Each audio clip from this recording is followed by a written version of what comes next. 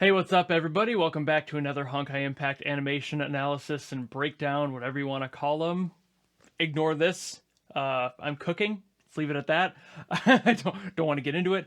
The Spoke Apocalypse is the next one on the list for these videos, and I might have missed one. So if I did, please let me know. I've just been going through the list, and all of them seem otherwise like trailers and like story recap stuff that seemed otherwise irrelevant to the animation property that I tend to watch for these. So if I did miss one, let me know, because I might have. But let's get into the Spoke, shall we? Let's go. And yes, I do have the subtitles turned off, because otherwise I'll probably just get distracted, and I don't want that to happen. I'm here for the animation, not so much the story. Don't get mad at me. 聖女は民に全てを捧げた。しかし手にしたのは冷たい手風と工場だった。 Already some beautiful perspective. 世界は混沌としている。それは不公平で不合理だ。 Ooh, that's a really cool visual. 英雄は迫害され、悪は力を増す。醜いものばかりで美しいものなどない。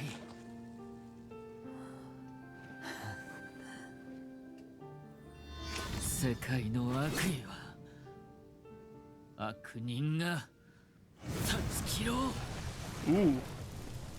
Okay, wasn't sure if it was gonna be 2D CG because it started 2D like these shots. Had the CG in there.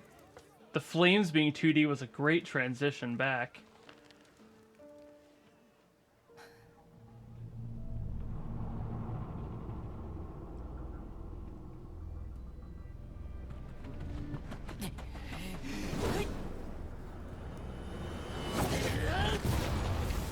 Ooh, nice impact. Nice impact frame there.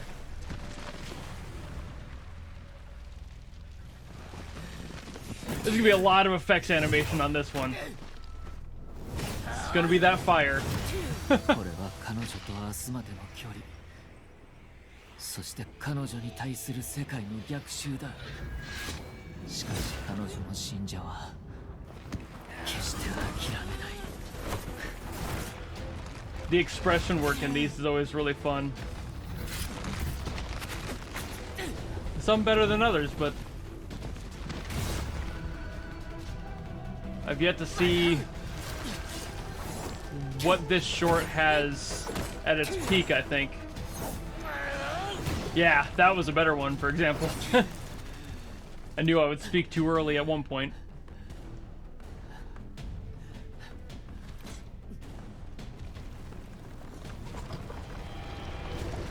Ooh, I love that World War Z style pile of creatures. Ooh.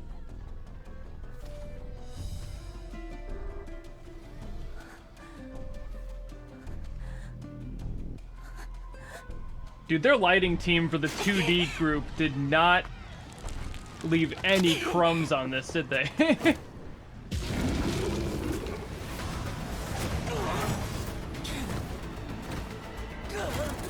The edge lighting on that 2D is really, really clean.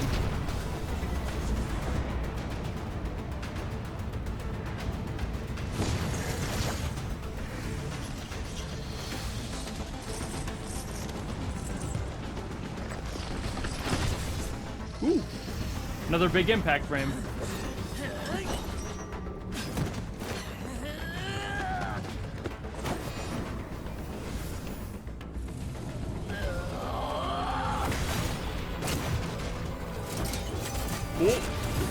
Oh, that's okay.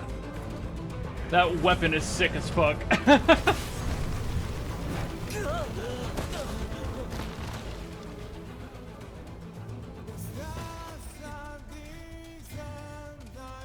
And there's the obligatory song. Let's go. I love that, like, tree of energy thing. I can't wait to take a closer look at that later. Ooh.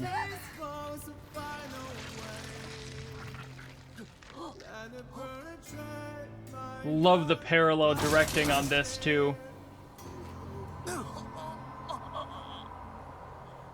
The mirror going on between the two different scenes is really cool.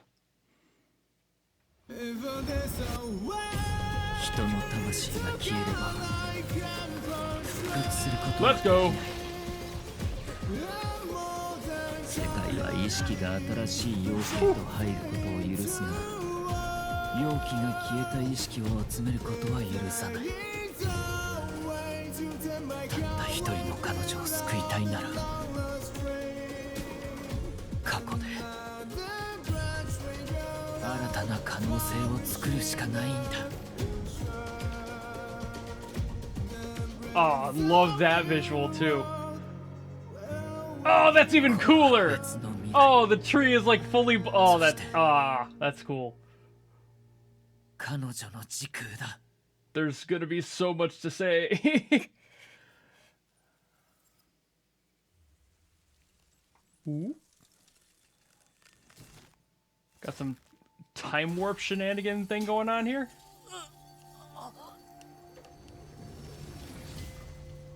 Oh.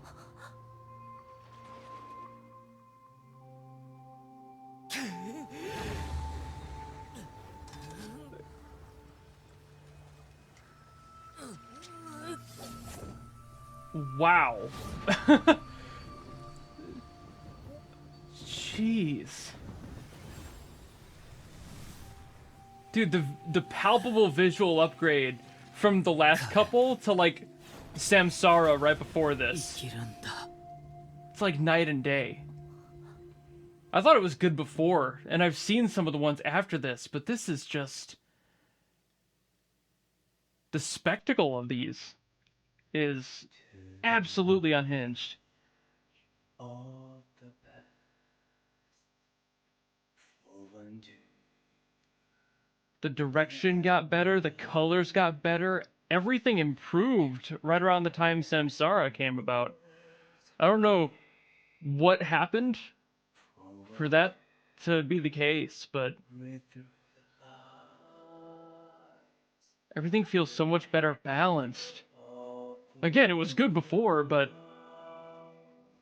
flock the world and carry it's like the experience showed up out of nowhere, or like a different team entirely was handed the reins. This is insane visual distinction between the two.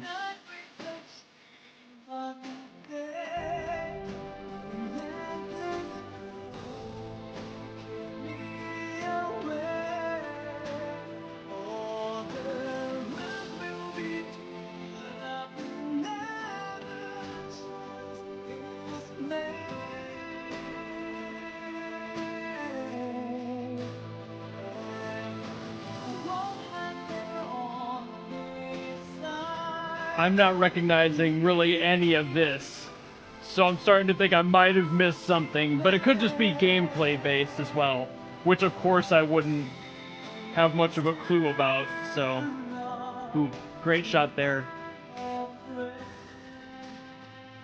Again, great color palette, great use of contrasting colors.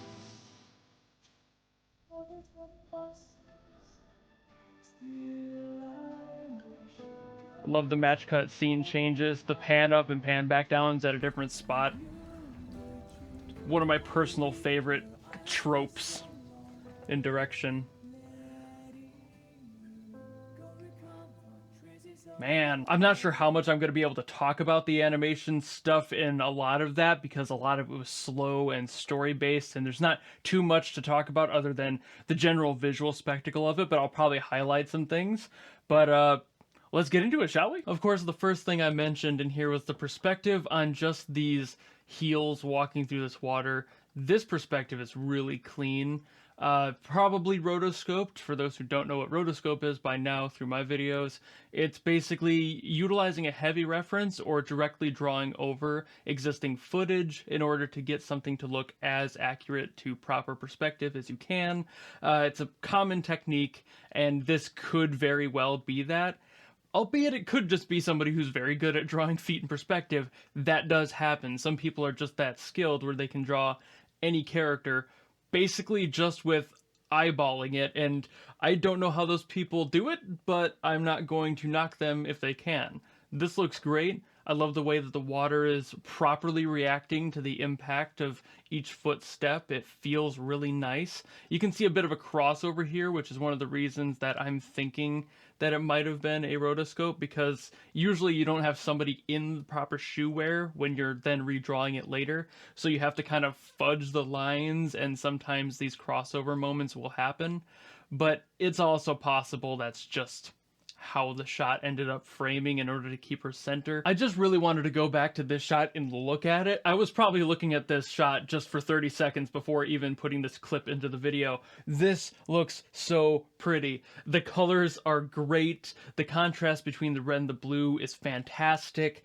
Highlighting everything with this like whitish yellow that's all up in the center, and it's also following the general rule of thirds of crossing the line if you were to properly dissect the frame into the proper thirds. It's just really clean. I love the way that this as a whole looks. This is the type of thing where they would put this on a poster or make it a background for a desktop, you know, like that's a beautiful shot. There's really not much else to it. It's just really pretty. Unfortunately here with these like golems coming out of the sand itself makes everything kind of look fake and bad. I mean, obviously it's CG. It's not like they're trying to render this in super high fidelity, like hyper realism.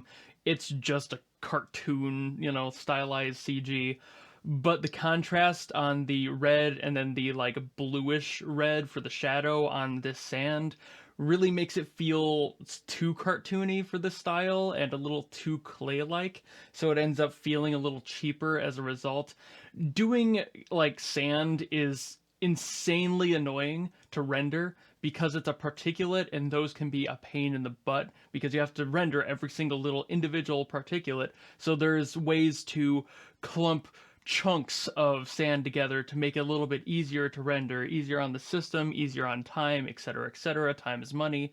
But this is one of those things where it just doesn't, because they have a close-up of it, makes it look that much cheaper. You can kind of see it just lacks falling off, and it's just not having the same general body that you would want out of a shot like this. You want a little bit more of that granulation to show itself instead of just kind of falling off in clumps, especially in what is perceivably a dry area, so it wouldn't really be clumpy as a wet sand would. It's, you know, you get a little picky on it, but that's kind of my job here. Overall, I like that they have this sequence of these golems coming out of the sand. I think it looks neat. I just think in that transition, it looks a little bit cheap, and at least for that one close-up shot there, they probably could have put a little bit more love and care into making the grains more finite and less clumpy. I also know I talked about this a lot during the actual animation, but I love this parallel between the CG and the 2D happening. It helps the visual clarity of which story is which without thinking that you're in the same location, and then later on they end up breaking that expectation, so that's really cool. There's a lot of cool things about that, but I just wanted to point it out one more time. And while I was talking there, this happened. I really like this one, not just because of these sick impact frames, and if you've watched any of my videos, you know how much I love them. I at least have to point out one per video if they have them in there. And this just, it looks so good. I love impact frames. They're so bright and just, they steal the show for me. I also love the contrast between this and then when the fire actually takes over a few frames later, when the impacts finally fade out.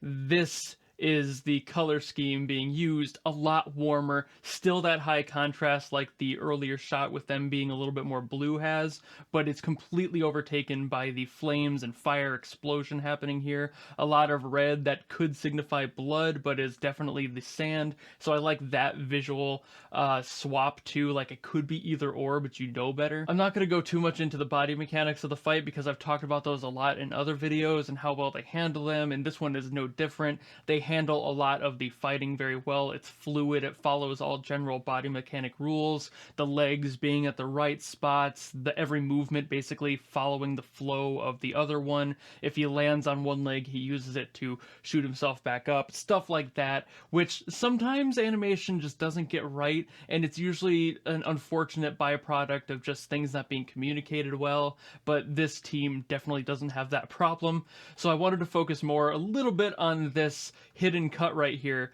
between this shot, which is in basically one whole sequence, and then it cuts right here to the new one that's a little bit closer to him, and I love hidden cuts.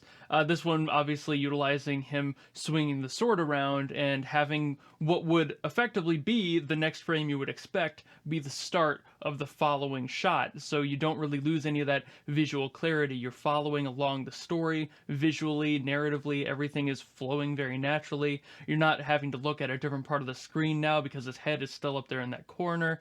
It's that sort of thing. It's good directorial choices, and they just look brilliant in motion, and a lot of the times you don't even notice that there's a cut between here and here, but this is a completely different shot. It's not one piece. They would have to reset everything after all the work that they just did on the prior one, so they needed to have that fresh start. Hide a shot cut somewhere. It's one of the nicest ways to get around losing time or assets on one specific location.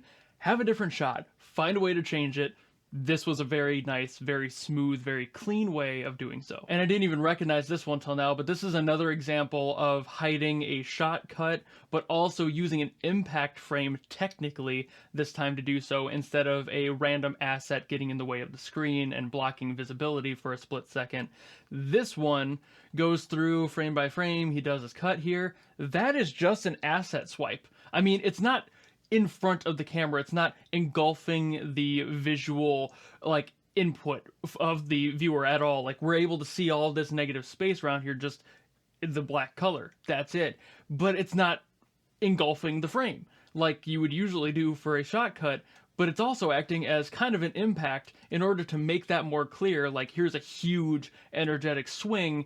You're following the swipe all the way up here with this flame, and then when it cuts, it's at a different shot because this is another composition. There's no way that that would naturally carry from the prior cut right before it went to that black frame with the flame on it. It's an entirely different setup, and it looks so good. This is one of those things I would call a money shot, not in that way, get your head out of the gutter. This is something like a trailer shot, something that you would put into a trailer to make it really impactful and get people excited. If this were a show, this would be in the trailer. If this were a movie, this would be in the trailer. That sort of thing. These really visually distinct frames with really dynamic posing here. You see a perfect example here of his pose. This really dynamic set here. He's got his leg down, his arms crossed. Like, there's so much like fighting against each other and yet all at harmony. As I mentioned during the watch, this is a really good expression. It's obviously clear what he's feeling here, just raw rage, emotion,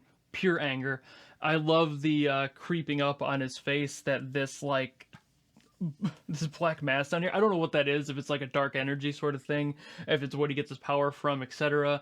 But I really like that it's kind of doing the Venom thing where it comes up onto the veins in the face, almost dead center too. Like, his expression is right here, which would be the center of the frame, and that's a really good visual direction as well. He's not too far to the left or right. He's just dead center with just his expression. His head's out of frame a little bit, that's fine. You don't have to have somebody's head full frame, but if you want the expression to be what somebody's focusing on, put it center frame. That's pretty consistent with most things. If you want the viewer to see it and focus on it, dead center frame, and if you want something to have impact that's going to follow that same shot, put that also in the center of the frame. Basically, just don't change the location of the subject on the frame when you're changing shots, unless you're moving away from that specific segment. This is just a quick one, but on top of another really good expression showing his full emotion here, the little droplet of sweat coming down his cheek is a really nice detail. It's one of those things where the whole shot could have been done, and then somebody was like, hold on, I gotta add something, and then they went back and threw it on there. And that's a really good thing to add. Just adds that much more to an expression just to show how tired they are and how focused they are. to show that sort of stress in a physical manifestation other than the wrinkles in the face. And again, I love this pan up to this like World War Z style zombie tower of golems. That's really cool. And how it transitions into the giant creature by just basically exploding out of that tower is really neat. You get to see the full scale of impact as it happens.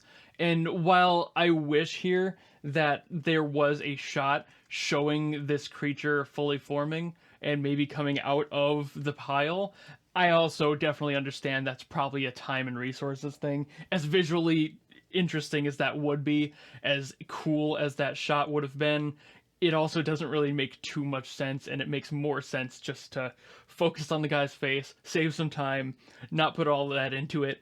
But you can't deny it would look pretty sick if you were just like, bah, right out of a giant pile of these golems. And as I said during the watch, this is a great lighting setup. It's pretty simple, but you get all three of the general lighting standards here. You get the shadow, you get this edge lighting that happens on her face and on the edges of the darker part of her hair, which some people tend to forget will happen if you have a harsh enough light source. Even in the darkest of shadows, you'll still get kind of those highlights on there. But then, of course, the softer light on the general part of the face. There's just, it's nice seeing like a 3-point lighting in a 2D animation, because that does take quite a bit of time and effort to get down and just control that and get it down on the right spots of the body instead of just engulfing the entire character with a harsh rim light and going, yep, that looks good, because that's kind of a cop-out. So this is somebody's entire like month who was just working on this, probably more like a week, but you know what I mean. There's a lot of things that I would love to talk about, but I'm just gonna let some of them play through because it's a lot to talk about, and I only have a limited amount of time to record this before I have to go to work myself. So lots of neat stuff happening in this sequence here. Just a lot of cool physics things that are rolling out. Like, of course, we got another impact frame here. I'm not gonna, again, focus on these, but I really like this one specifically because it kind of follows out of him as a character. I doubt anyone even noticed this, but like that, obviously, right center of frame, you know it's him, but having those speed lines there is just a really cool transition out of the otherwise frame engulfing impact shot that just kind of resolves itself, boom bam, it's just there for a single frame. But showing that energy payoff on a smaller portion of the screen is a great way to like ease the mind subconsciously out of it. So it looks so good. There's so many things I want to talk about and so little time to do so. I'm kind of in the air about this one, but I wonder if this ragdolling he does here was partially just a physics sim or if it was all done by hand, because he lands with some control here, but the way his body distorts in some of these shots make me feel like it's not entirely somebody's sole work to like pose it like the way it is. It just feels a little too loose. So it feels like maybe they threw a physics sim, chucked the character, and then just kind of took some of the best poses out of that and maybe either matched them or used those pose datas directly. There's a lot you can do with that in CG. Physics simulations are so flexible. So it makes me wonder, because it is a little too controlled, like how far he rolls, when he stops, for it to be a raw physics simulation. But it might be, at least in part, a physics sim. So, I don't know. Looks really nice though. So this is another great example of the matching the subject of the shot to another following shot. This sequence of them getting stabbed here is really cool. One, I love like this over here, super small detail, having some sort of a visual distortion from that POV to show that shock that the body would be going through when stabbed through the chest. But also, when the character is, you're focusing on the blood in the center, of course, and then it switches to the following shot of the little girl, you're still following the blood in the center of the screen, as well as the little girl's expression being right here in the center of the screen too. So you're not being forced to look anywhere drastically away from the point of focus here, and you're able to find out exactly, without any other context on screen, what's happening to both characters. Obviously, in the next couple of shots, they do show what actually happened, but I love this because it's a subjective thing for a split second, but your mind knows exactly what the objective truth is.